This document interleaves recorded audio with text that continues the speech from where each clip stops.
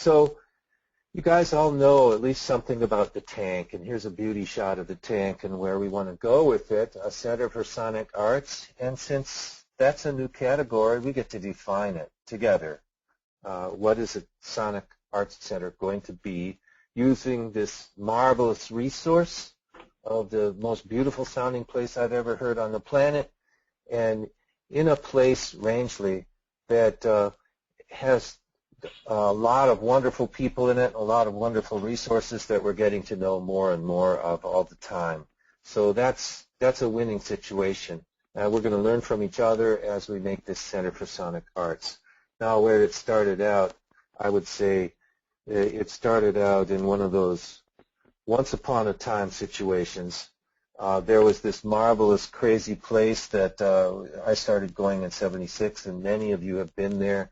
And it sounds like nowhere else. And most of the activity was basically illegal.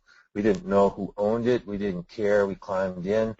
We made our recordings. They sounded amazing. We made CDs. People came from actually all over the world under these conditions. And it was all by candlelight and batteries, right? And here's a recording that took place in '91 with a group of people, and this ended up being used in Salzburg, being broadcast from 2 different mountaintops for the 200th anniversary of Mozart's death, of all things.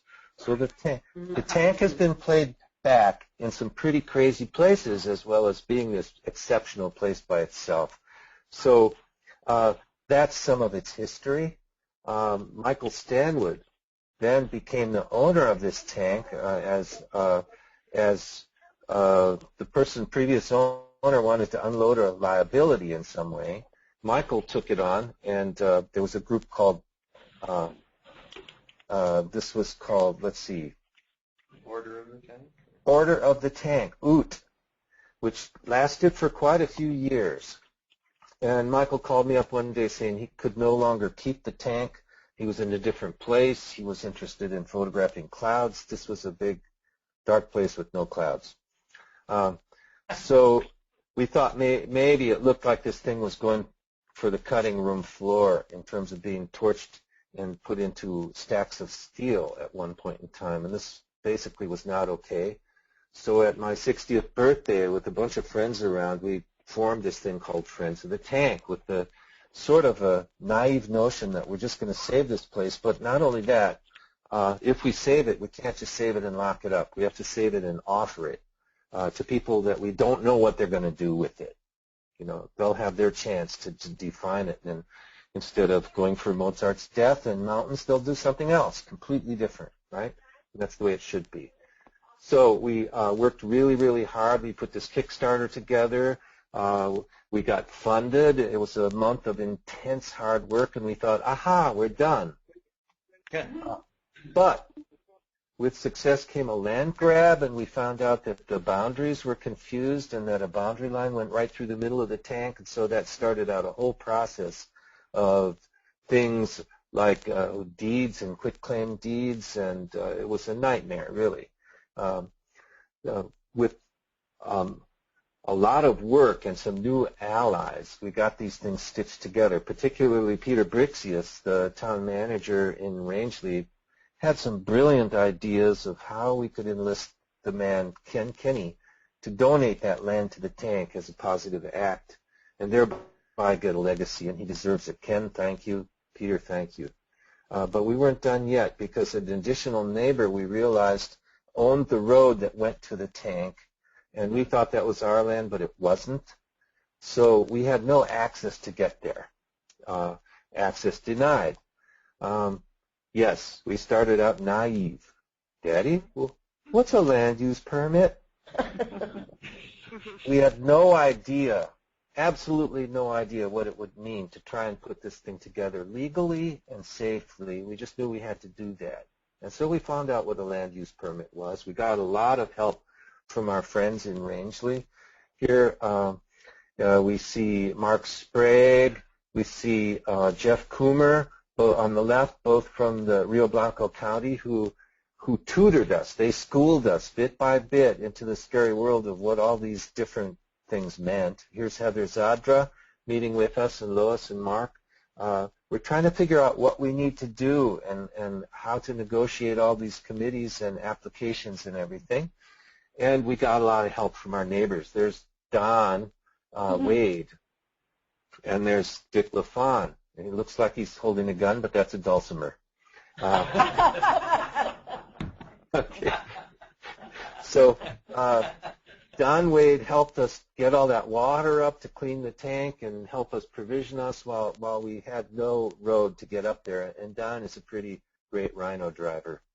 Okay, thank you. And the Wade family all along has been super supportive. That's Sammy's grandparents. Barbara has been amazing for us all this time. So Lois and I found ourselves, and that's Sammy Wade right there too, in a position we'd never been in before, giving an application and presentation to the commissioners of Rio Blanco County, who had the great wisdom to say yes, and they gave us permission to change the usage of this tank from water storage to meeting hall of up to 49 people if we completed a list, a Herculean, Odyssean list of lots of things we didn't understand have to be completed in order to get this done. So each time we jumped through a hoop, we found that there was a series of other hoops until we felt we were doing a very complicated folk dance.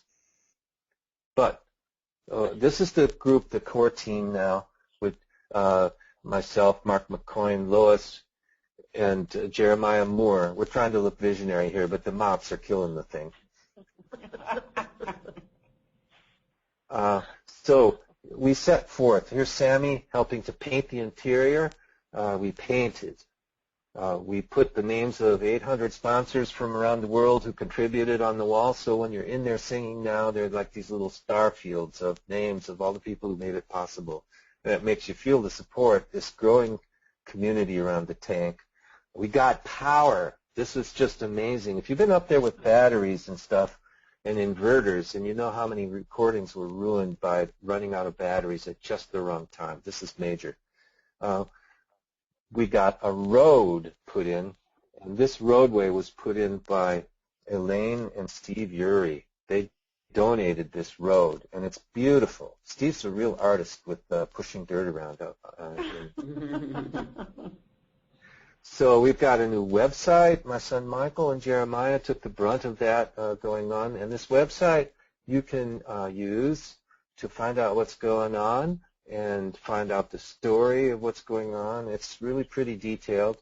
And at the bottom of every page, there's the tank channel. So you just click a little button, you can start hearing our whole body of tank music anytime you want to. Great on a sleepless night. So here we are. This is Jimmy. He's a local pilot at the local university, the 2-year university. That's in Michaela. Here's Paul Bryant, who just moved to Rangeley from Boulder, I believe. His wife is the principal of the middle school there. And they're stretching a fence. Each one of these tasks that we were assigned in order to get what the next hoop is, the certificate of occupancy. This is to keep kids from rolling down the hill, falling off the edge of the cliff that's right there. So it's a good idea.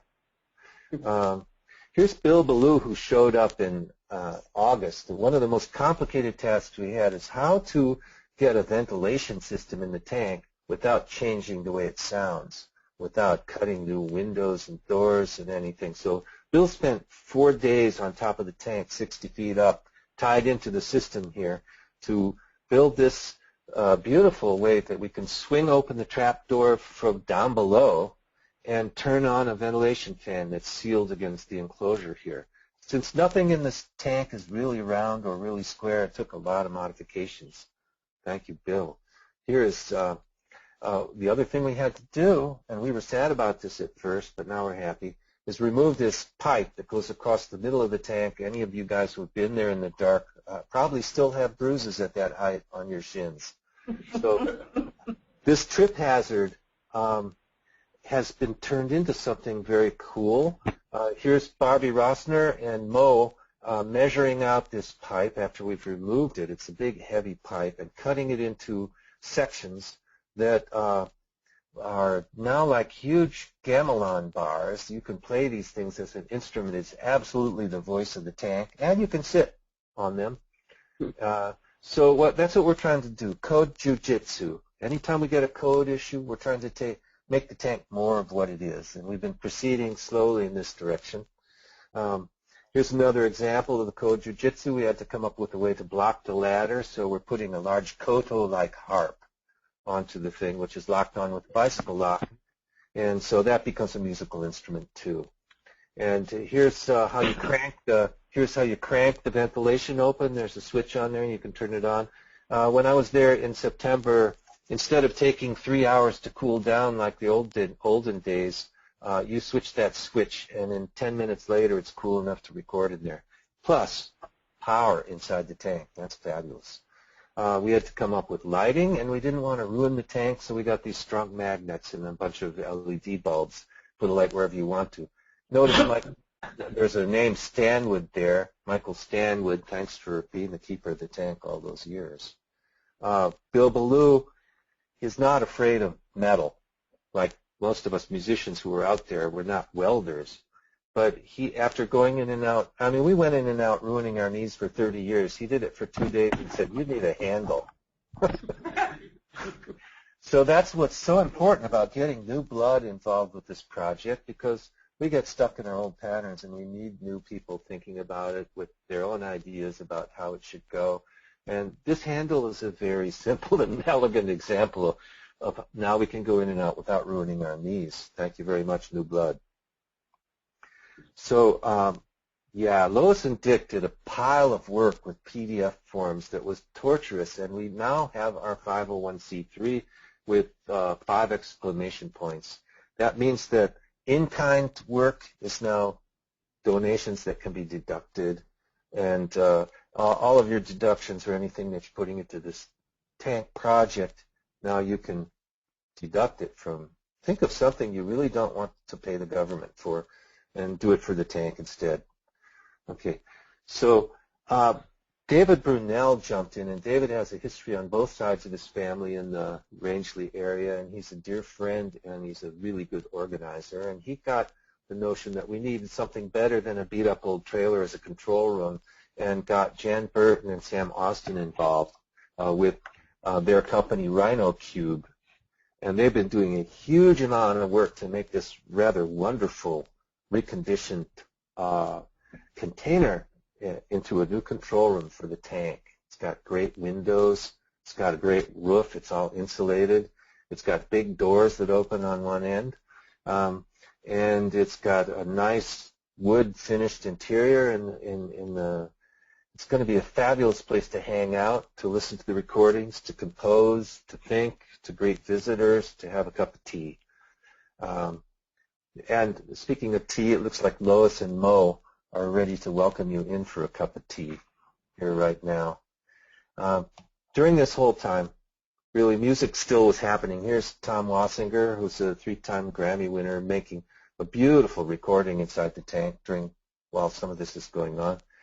And here are, this is Elaine and Lois. And Lois, who's the third person?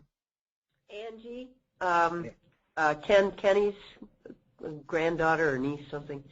Anyway, and she's one of the Kennys.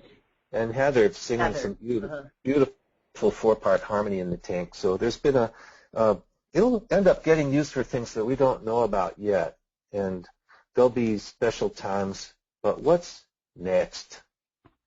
So that's the big question. What's next? We have some ideas about this, and mainly this core group, including David and sometimes Marianne Grenier, has been carrying a lot of weight here, ad hoc, doing as many things as we can.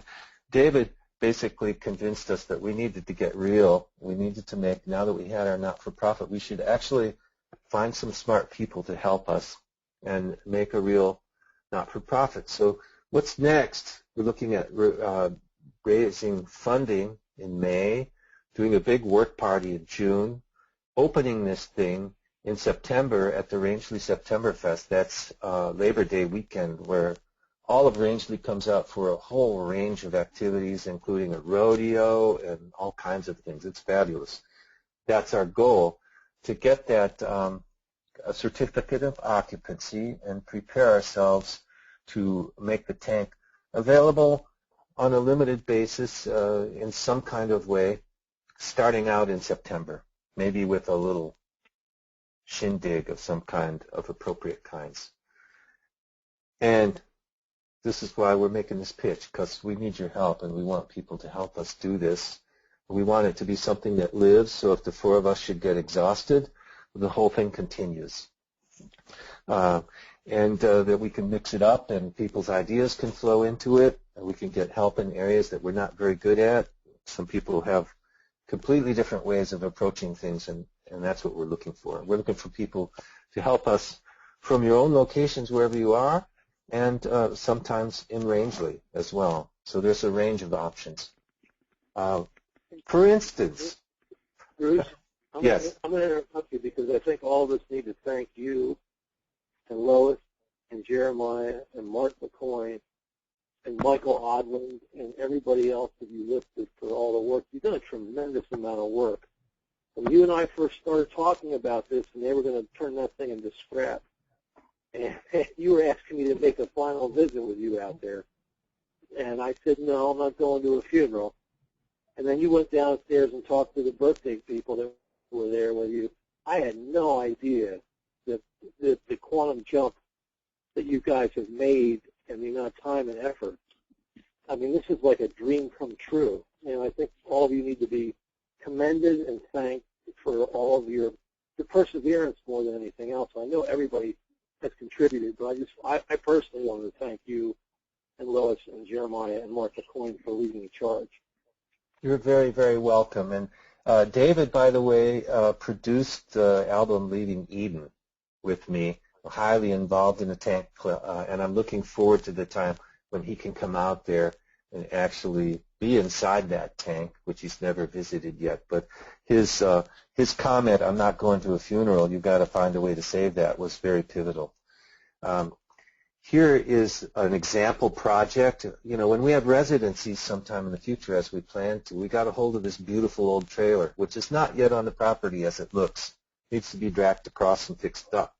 So there's a future residencies fixer-upper. This is just a Photoshop job of one possible future, an example of many of the tasks that we have. So based on advice that we've gotten from David and from Marianne and others, we're putting together these working groups. And so if you guys measure out your skills and your willingness against these various things that we're going to show you now, maybe we can get you to help us. We would love it.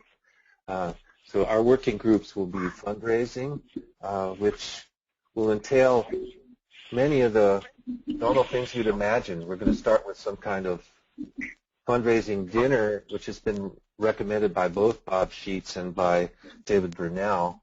We're going to work on some kind of event. You can just take a look down here. And longer term, we're going to try and get on good financial footing so that we know that this place will survive and serve people in the future. Fit out is a big one. Pardon? We're getting some weird feedback. I don't know if anybody else is getting it, but go ahead. Yeah, somebody please recognize that maybe something that you're doing near your microphone is really being picked up and broadcast. Right. Sounds like pieces of paper being moved. You'd be amazed at how much they magnify.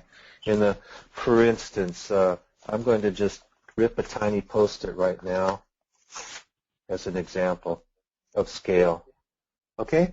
So the fundraising, so the fit out, meaning getting everything legal and ready to go. That planning and designing, it's really a building type job. A lot of it could be done off-site. We need people to help us research building materials, find deals, find people to help us vet potential people, for instance, to make the foundation. And all of this has to do with getting ready to be inspected and getting our certificate of occupancy. So there's pardon? When's that going to? When's Well, the certificate of occupancy going to happen? Yeah, we'll ask for an inspection after we have completed the tasks that are dictated by code. And so it's up to us when it will happen, but we're going to push for a big work party June 15 through 23 where we land the trailer, we dampen all of the vibrations, we hook up to electricity, we build a deck, and basically prepare everything that we need in order to get that certificate of occupancy somewhere towards the end of June. That leaves us a little while then to go ahead and fix up the niceties that are not necessitated by code, but we'll need before people actually come in and use the thing. So this fit out basically has a date of Labor Day to complete it, but then there's a significant number of things that are back time to that. And there's quite a range of, anybody who likes building stuff, planning stuff, researching stuff on the web would be a good fit with this. There's a lot been done already, so in each of these committees, there's been a lot of work done.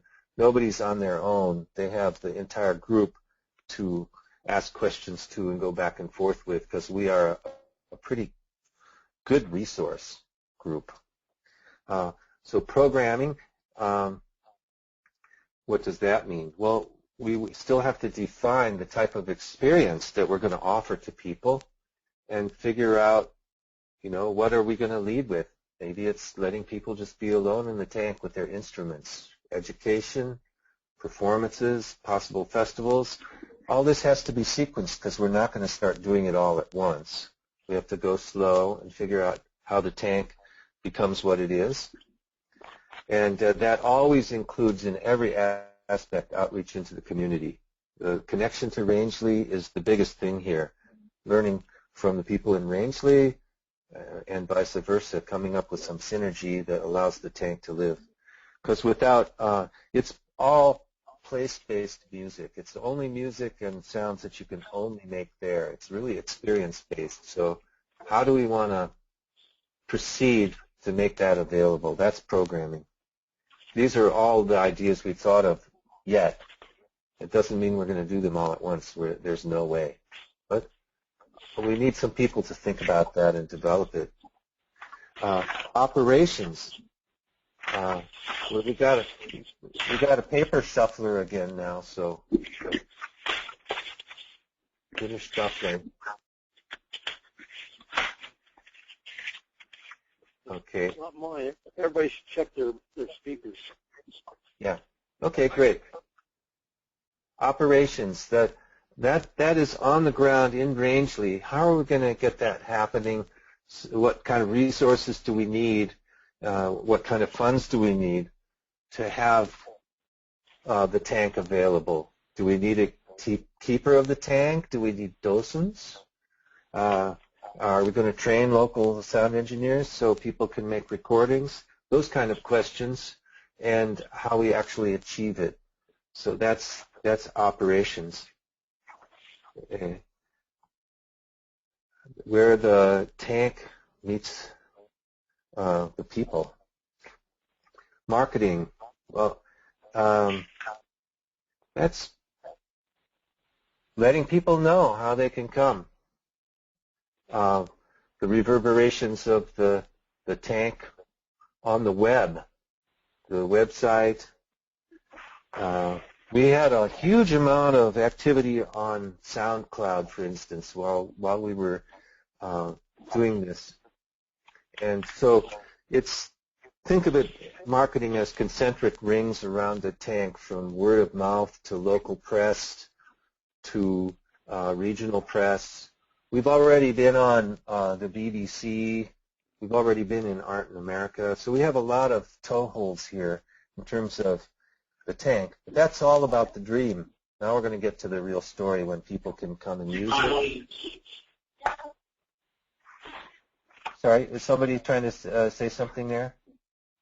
No, sorry, that was at my house. Sorry Oh, okay.